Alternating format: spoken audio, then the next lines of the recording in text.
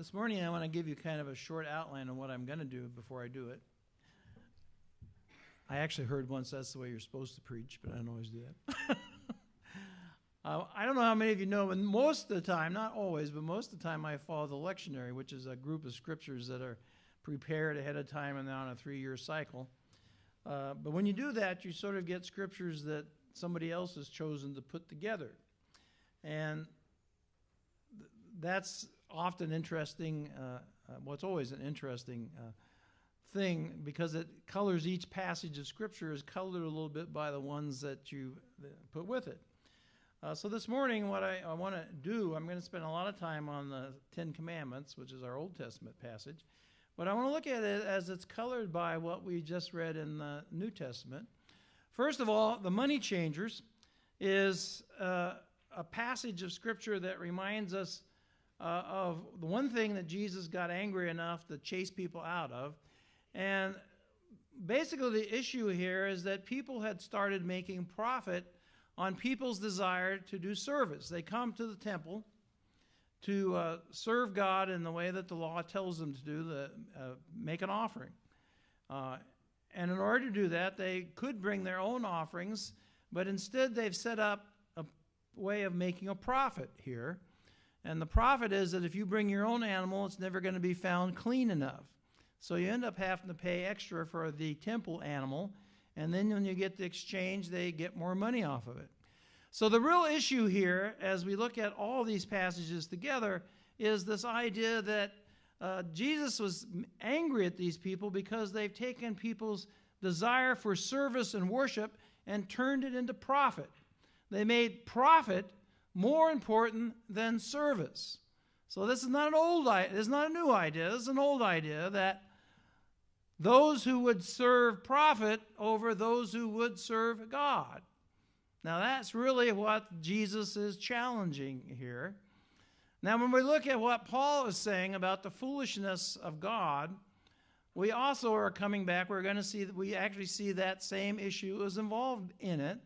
God is asking us to sacrifice, to offer ourselves for others, to serve community. And the wisdom of the world, even in the days of the Greeks and the Jews, was take care of yourself. Seek your profit. If it's good for you, do it. If you can get away with it and it serves you and you get more out of it, go ahead and do it. That's the way of the world. The way of God is through the cross, is the idea that we must offer ourselves in sacrifice. Now, yes, Jesus is the one sacrifice for our sin. He may be the one example in history, or one of the few examples of history, where he received violence and did not return violence. And in that way rejected violence as a way of changing anything. Now, we can say Jesus is the one time, at one time of the cross with resurrection, but remember Jesus himself says, you must pick up your cross and follow me. So we have that same challenge. Now, maybe it's not as dramatic as offering our death, and maybe it's not even as much this total lack of returning violence for violence. I think of an example. You know, when I was talking last week about one of the ways people often looked at Jesus and his people was another revolutionary. Some thought that's what he was. But one of the things we learn about people who lead revolutions normally in the ways of the world is when someone leads a revolution and they take over, then they become as bad as the people they were revolting against. I think if you looked at 99% of revolutions, that's what you'd have. Indeed, one good example we have of leading a revolution in a positive way would be George Washington. The United States was probably very lucky to have George Washington. If you read his autobiographies, he actually paid for a lot of the war himself because he couldn't get it out of Congress. Congress hasn't changed, I guess, in that sense. He sacrificed much of his life for service, and when he was offered to be made king, he refused it. Now that, in a sense, is what Jesus is talking about on the cross, in the sense of offering himself. Rather than asking, what can I gain, he answered the question, what can I give? But we have this ongoing tension, and again, this isn't the only way you can look at these 10 Commandments, But in terms of the wisdom of the world and the money changers, if you look at those together, the issue we're talking about, one of the major issues that separates people from God, is the desire for wealth and power and profit. And Jesus, again and again, goes back to the rich people as ones who are in trouble because they're moving away from God, and talks about his ministry to the poor. And that's the ministry of people who follow him, is the care for the vulnerable, the care for the lost, and not to seek gain over them in a way that would make profit for yourself or gain wealth and authority. Now, one of the interesting things about the Ten Commandments is, and in fact all rules of society, is that often the wealthy and the powerful don't think they're for them. The more privileged you've been in your life, the more you think these rules are not for me. That's not to say other people don't break these rules, but folks who tend to pay campaign fellow, they see laws passed, they don't necessarily think they're for them. And we see that in our world, but it's also true in ancient times. So I want to take a look at the Ten Commandments. The last 6 of these, I'm going to start at the end and move to the front. I read a book a few years ago by a man named Houston Smith, who was a scholar of comparative religions, but was a Christian. So he looked at comparative religions through Christianity. He pointed out that these last 6 commandments you find in just about every single society, because his contention was that these, we sometimes think the Ten Commandments is what we reach to as the big goal. His point is the Ten Commandments are the minimum, or these last 6 specifically, are the minimum requirement for a society to hold itself together. If you don't have people obeying these last 6 commandments, your society collapses. It falls apart, because these are essential to a culture, a civilization, to hold together. If they're gone, everything's gone. But we find that sometimes those in authority don't necessarily care about that. I want to take you back to one of our ancient story of David. Whenever I see the Ten Commandments, I think of David and Bathsheba. Not because of David's good side, because of David's bad side.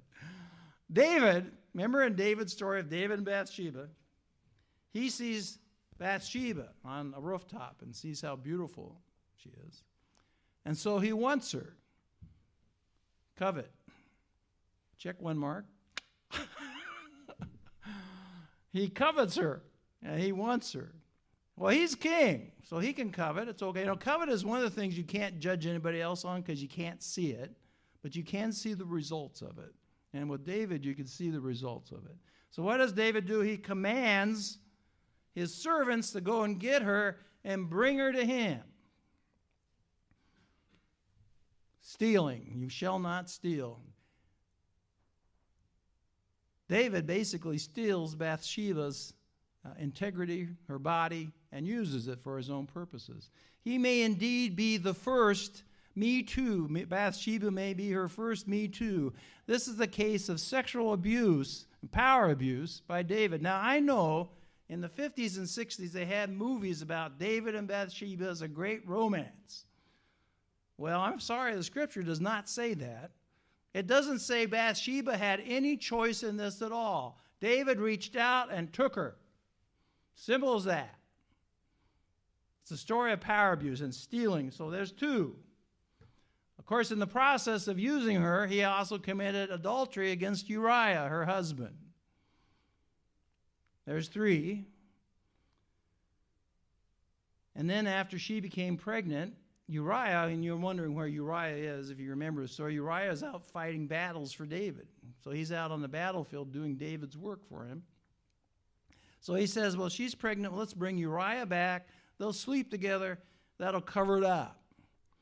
Now, I don't know if bearing technically bearing false witness means to lie in court, but I can't help but think that a cover-up is pretty close to bearing false witness.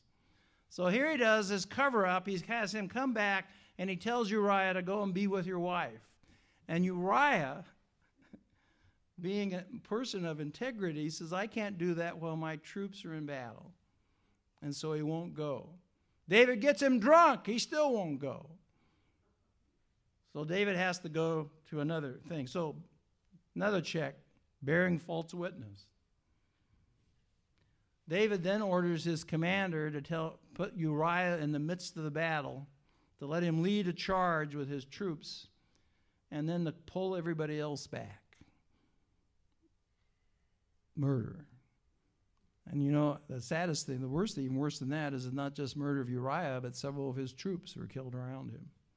So his dishonor to his people that he's supposed to be serving. So there we have David has destroyed all the last five sins. And what's interesting about that, and I think a learning for all of us, is that you may just do one, but one leads to two, to three, and it's just a path. It's like a group of dominoes falling down. When you think, I can set aside one, pretty soon another one's going. But it becomes a special sin and a difficulty for people in authority and power and wealth. And I think that's why Jesus keeps coming back to the idea that wealth, not that having the money is bad, but it affects a person when they start thinking they have privilege not to follow God, not to serve others, or to not even to care about others. The wisdom of the world again comes up, because if you have all the power in the world and you've gotten used to getting what you want, the wisdom of the world says, take it. No one's going to do anything about it. You're too strong. Now, David does miss breaking the rule, honor your father and mother. But interestingly enough, his sin seems to have developed a sickness and illness in his family, so his children dishonor him. As you may remember, Absalom, his son, rebels against him and dishonors him in several other ways. So we have this story of there's your first bottom, your basic six things are broken, not all by David, but in the process of his sin, his breaking them, it leads to his own children's breaking to him. I love the way Nathan, remember Nathan the prophet confronts David and he tells a story of a sheep. Remember that story? He says to David, there's a man in your kingdom who was a very wealthy man. Here we are, wealth again, wealth and power. Very wealthy man. And he has many sheep, but he wanted a sheep of his neighbor, a man who only had one sheep. In fact, the sheep was kind of a pet to him.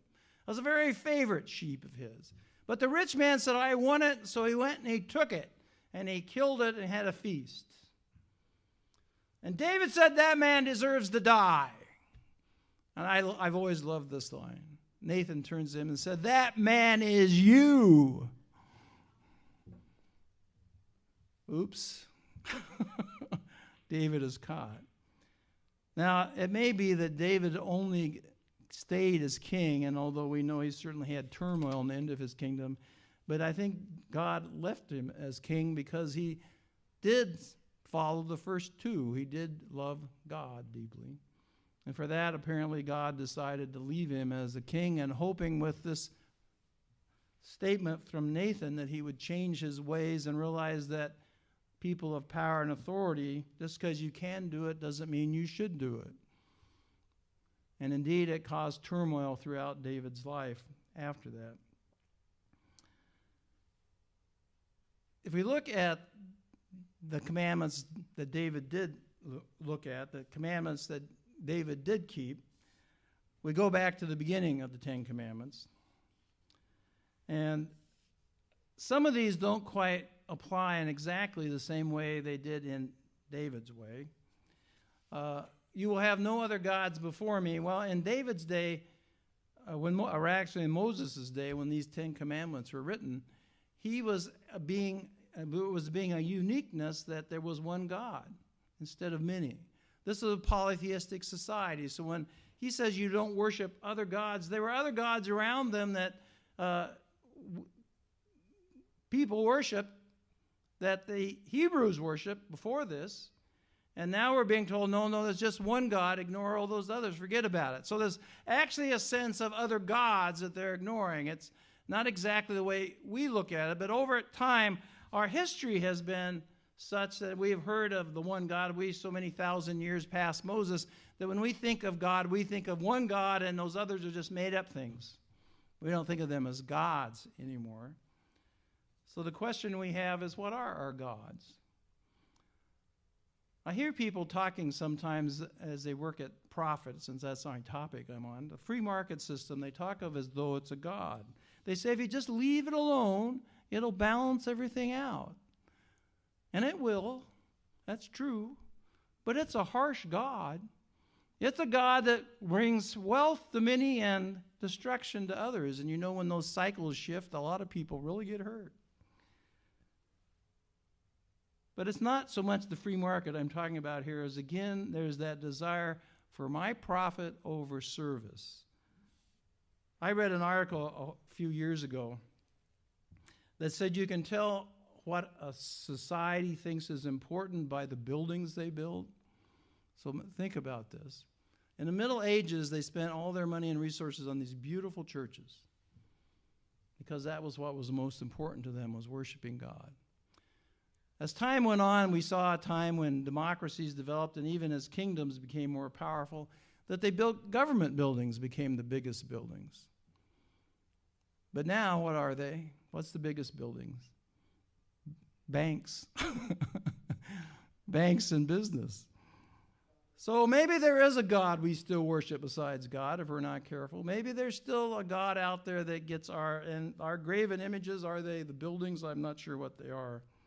But surely there is a place where our wisdom of the world says, gain all you can, no matter what it costs. That's the wisdom of the world. The wisdom of Jesus is give all you can.